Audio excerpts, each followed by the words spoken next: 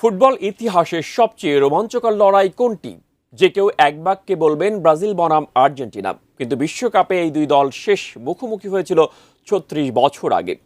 এরপর বদলে গেছে প্রজন্ম, কিন্তু বিশ্বকাপের মঞ্চে আর কখনো দেখা মেলেনি লাতিন ক্লাসিকোর।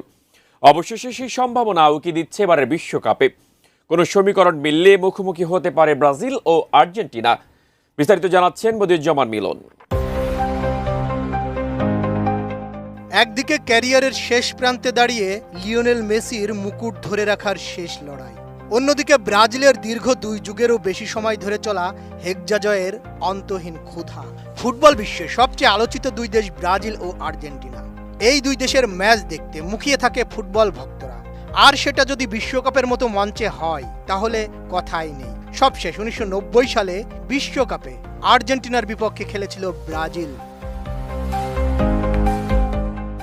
সঠিক প্যাড আর সঠিক তথ্য দিয়ে এসো সামলে নিব এক হয়ে মোনালিসা স্যানিটারি ন্যাপকিন। এরপর কেটে গেছে প্রায় ৩ যুগ, কিন্তু দেখা হয়নি ব্রাজিল আর্জেন্টিনার।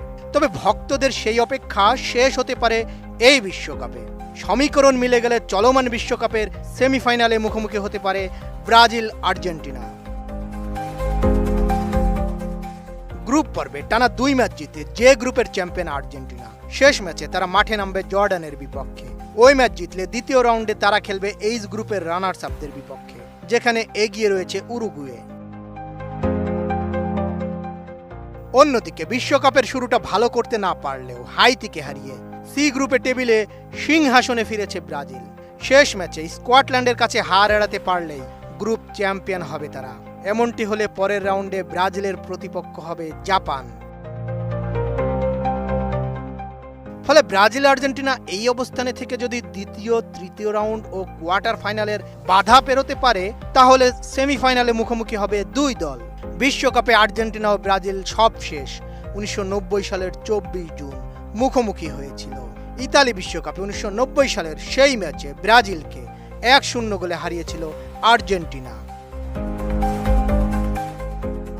বদিউজ্জামান মিলন, এটিএন নিউজ।